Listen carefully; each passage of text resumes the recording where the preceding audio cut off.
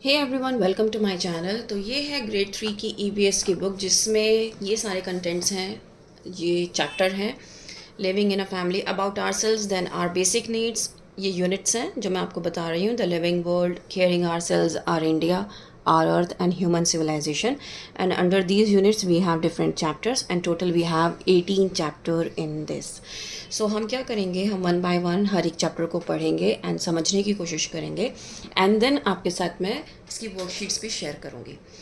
So start करते हैं living in a family. सो आज हम अपनी फैमिली के बारे में पढ़ेंगे, किस तरीके की फैमिली, हमारी फैमिली कौन सी फैमिली है, बेसिकली टाइप्स ऑफ फैमिली हम पढ़ने वाले हैं। हम फैमिली ट्री के बारे में जानने वाले हैं, न्यू रिलेटिव्स क्या होते हैं, रिजेम्बलेंस इन अ फैमिली और लिविंग टुगेदर। सो बेसिकली हम ये सब चीज़ें आज जानने वाले हैं इस चैप्टर में। A family is form when some people who are united by birth, marriage और adoption living together in a house. एक फैमिली कब बनती है?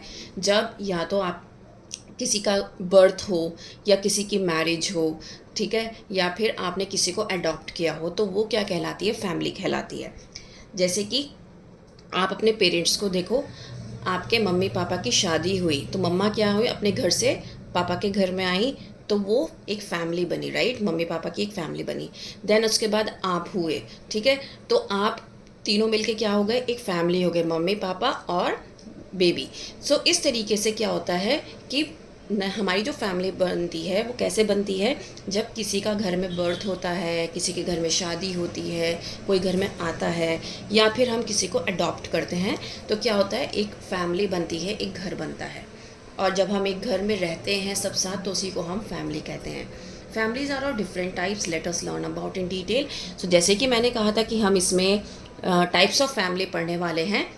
तो टाइप्स होती हैं फैमिलीज़ की, जैसे कि nuclear family, big family, small family, joint family. तो ये सब हम इसमें पढ़ने वाले हैं, ठीक है। तो सबसे पहले न्यूक्लियर फैमिली के बारे में बात करते हैं। ऐसी फैमिली जिसमें सिर्फ मम्मी पापा रहते हों और उनके साथ दो बच्चे हों, ठीक है। जैसे कि आप और आपका भाई या बहन, ठीक है, आपके मम्मी पापा, तो वो क्या कहलाई जाती है? न्यूक्लियर फैमिली, ठीक है। हमेशा याद रखिए, जब हम फैमिली की बात करते हैं तो हम फैमिली में, आपने देखा होगा, अगर आपकी मम्मा की तबीयत ख़राब हो जाती है तो पापा आपके मम्मा की केयर करते हैं। ऐसे ही अगर पापा के कुछ हो जाता है तो मम्मा केयर करती हैं, और बच्चों की केयर दोनों मिलकर करते हैं, मम्मा पापा, है ना। तो हम क्या करते हैं, जब हम फैमिली में एक साथ रहते हैं तो फैमिली मेम्बर्स एक दूसरे की बहुत ज़्यादा केयर करते हैं। और बहुत सारे केसेस में ऐसा भी होता है कि जो मम्मी पापा होते हैं दोनों ही वर्किंग होता है, लेकिन कुछ घर ऐसे भी होते हैं जिसमें पापा काम करने के लिए जाते हैं और घर पे मम्मा रहती हैं, बच्चों का ध्यान रखती हैं, ठीक है ना। जैसे आप अब स्कूल से जाओगे तो आपको मम्मा घर पे मिलेंगी, आपके लिए खाना रेडी किया हुआ होगा, आपके कपड़े रेडी किए हुए होंगे, ठीक है ना। तो कुछ फैमिलीज़ ऐसी भी होती है जिसमें सिर्फ पापा जाते हैं काम करने, मम्मा घर पे रहती हैं, मम्मा हाउस वाइफ होती हैं। कुछ फैमिलीज़ ऐसी होती हैं जिसमें मदर और फादर दोनों ही वर्क करने के लिए घर से बाहर जाते हैं, वर्किंग होते हैं। अब बात आती है बिग फैमिली की। बिग फैमिली इस कौन सी होती है? जिसमें मम्मा पापा के साथ दो से ज़्यादा बच्चे हों। मतलब अगर आप 3 सिबलिंग्स हैं या 4 सिबलिंग्स हैं, 4 भाई बहन हैं या 3 भाई बहन हैं, तो क्या होगा? वो बिग फैमिली होती है, ठीक है। तो जब हम बात कर रहे हैं न्यूक्लियर फैमिली और बिग फैमिली में, इसमें क्या होता है? ग्रैंड पेरेंट्स हमारे साथ नहीं रहते हैं, हमारे दादा दादी हमारे साथ नहीं रहते हैं, ठीक है। तो दादा दादी के पास हम कब जाते हैं? या तो समर ब्रेक्स में जाते हैं, या विंटर ब्रेक्स में जाते हैं, या फिर वीकेंड्स में जाते हैं, अगर आसपास रहते हैं तो, है ना, हॉलीडेज़ में मिलने जाते हैं। तो बिग फैमिली और न्यूक्लियर फैमिली में ग्रैंड पेरेंट्स आपके साथ नहीं रहते हैं, सिर्फ आप अपने मम्मी पापा के साथ रहते हो।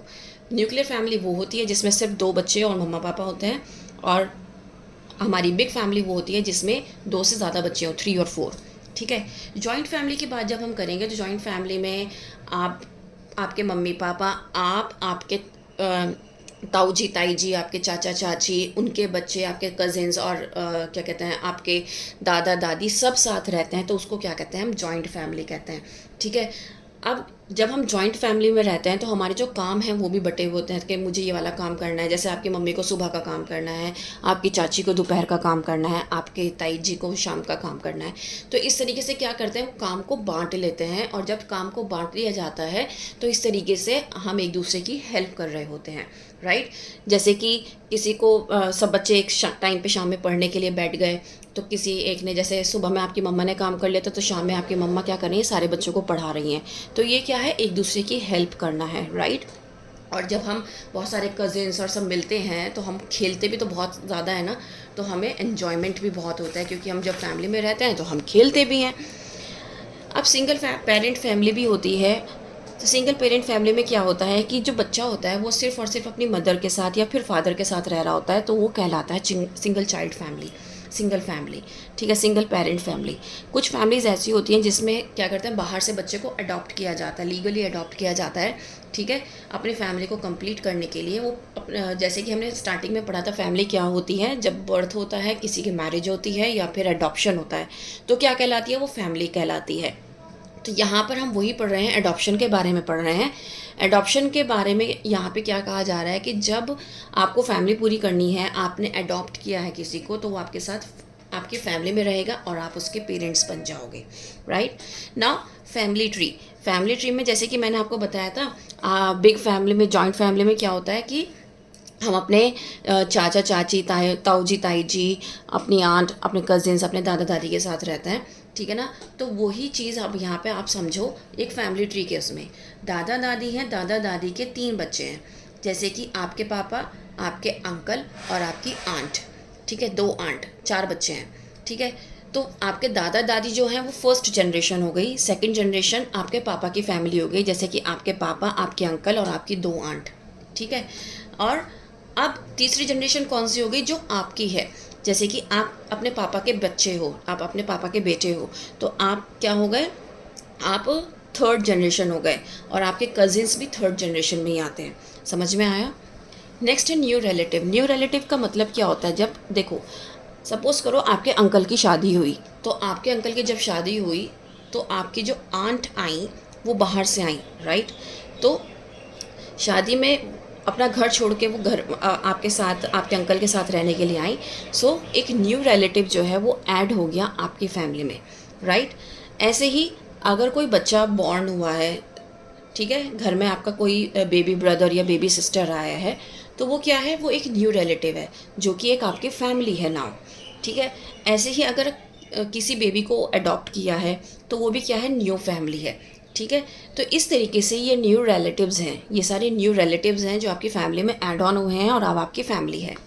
रिजेम्बलेंस इन अ फैमिली, क्या आपके साथ कभी ऐसा हुआ है कि आप कहीं जा रहे हो और आपसे कहा हो, क्या आप शर्मा जी के बेटे हो, क्या आप कपूर साहब के बेटे हो, है ना, ऐसे कहते हैं ना, ये तो बिल्कुल अपने मम्मा में मिलती है, ये तो अपने अपने बिल्कुल पापा में मिलती है, इसकी नाक तो बिल्कुल अपने मम्मा जैसी है, इसकी आंखें तो बिल्कुल अपने पापा जैसे हैं, है ना। तो मतलब हमारे लुक्स को देख के लोग हमें रिजेंबल करते हैं, मतलब वो क्या करते हैं, वो रिलेट कर पाते हैं कि हम उनके औलाद हैं, हम उनकी बेटे हैं या बेटी हैं, ठीक है। तो इसका मतलब ये है कि जो बच्चे होते हैं वो अपने पेरेंट्स के साथ बहुत ज़्यादा रिजेंबल करते हैं, और इसी वजह से कई बार ऐसा होता है क्योंकि जीन्स ट्रांसफ़र होते हैं, कुछ जीन्स हमारे पेरेंट्स में, आई मीन फादर में से ट्रांसफ़र होते हैं और कुछ मदर्स में से। तो जब जीन्स ट्रांसफ़र होते हैं तो हमारी कुछ आदतें भी ट्रांसफ़र होती हैं जीन्स के साथ, राइट। और कुछ हमारे जो फेशियल फीचर्स हैं, ठीक है, फिज़िकल फीचर्स हैं, वो भी ट्रांसफ़र होते हैं, तो that is known as resemblance. अब बात करते हैं लिविंग टुगेदर की। ये हमने बात करी जब हम पढ़ रहे थे जॉइंट फैमिली, तो मैंने आपको बताया था कि जॉइंट फैमिली में सब लोग मिलजुल कर काम करते हैं, सारे मेंबर्स जो हैं एक दूसरे घर के काम में हाथ बटाते हैं, ठीक है ना।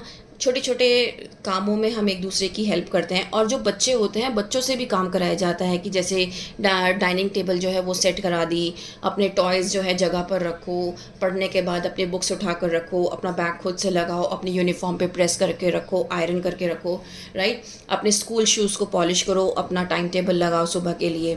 तो ये सब क्या है, ये छोटी छोटी सी चीज़ें हैं। एक चीज़ आप और ऐड ऑन कर सकते हो, जैसे कि टिफ़िन आपको खुद से धोना है, तो ये क्या है, ये छोटी छोटी चीज़ें हम क्या कर रहे हैं, अपने पेरेंट्स की हेल्प करते हैं। और जब हम साथ होते हैं ना, जब हम अपने एक फैमिली में रहते हैं, तो हम सबको अपने अपने काम खुद से करने चाहिए। इसका रीज़न क्या है, ताकि सामने वाले पे बर्डन ना पड़े, है ना। क्योंकि एक अच्छी फैमिली वही होती है जो एक दूसरे की केयर करे, है ना। और जब हम सब अपना अपना काम करते हैं तो हमारे पास टाइम भी ज़्यादा बचता है और हम एक दूसरे के साथ बैठ के टाइम स्पेंड कर सकते हैं। इस तरीके से हम अपने आइडियाज़ भी शेयर करते हैं, हमने पूरे दिन में क्या किया वो सब शेयर करते हैं, हम आगे क्या सोच रहे हैं करने का ये सब शेयर करते हैं। तो ये सब तभी पॉसिबल है जब आपकी मदर को आपके फादर को टाइम मिलेगा आपके साथ बैठने का। तो वो कब मिलेगा? जब आप उनकी हेल्प करेंगे। सो आज से आपको क्या करना है, अपने काम खुद से करने हैं, स्कूल से जाते ही अपने टिफ़िन्स वगैरह खुद से धो के रखने हैं, उनकी हेल्प करनी है ताकि वो आपके साथ ज़्यादा से ज़्यादा टाइम स्पेंड करें। तो उम्मीद करती हूँ कि ये चैप्टर आपको अच्छे से समझ में आया होगा। Please like share and subscribe. That's all, thank you.